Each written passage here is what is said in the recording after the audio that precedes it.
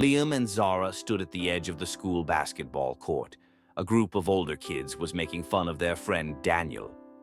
Liam wanted to help, but he felt too small to do anything. At home, Liam and Zara told Dad what happened. "It's scary standing up to someone bigger," Liam admitted. Dad smiled and opened the Bible. "Let me tell you about a boy who faced a real giant, with God's help." David was the youngest of 8 brothers. While his older brothers went to battle, David stayed back to care for sheep in the fields. But he wasn't just a boy with a staff. He was brave. When wild animals attacked, God helped him fight off lions and bears. One day, David visited the battlefield to bring food to his brothers. That's when he heard Goliath, the massive Philistine warrior, shouting insults at God's people. David's heart burned with courage.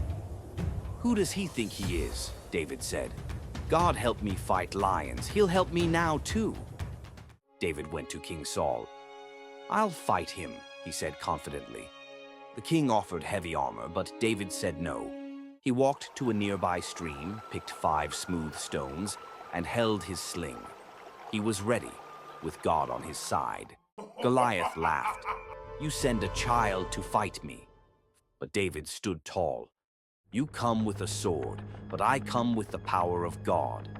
He swung his sling round and released the stone with all his faith. The stone flew fast, straight into Goliath's forehead. Boom! The giant crashed to the ground. The Israelites shouted in victory. God had used a shepherd boy to defeat a giant, all because David trusted him completely. Liam sat up straight. David was just a kid, like us, but he stood up with God's help. Zara nodded.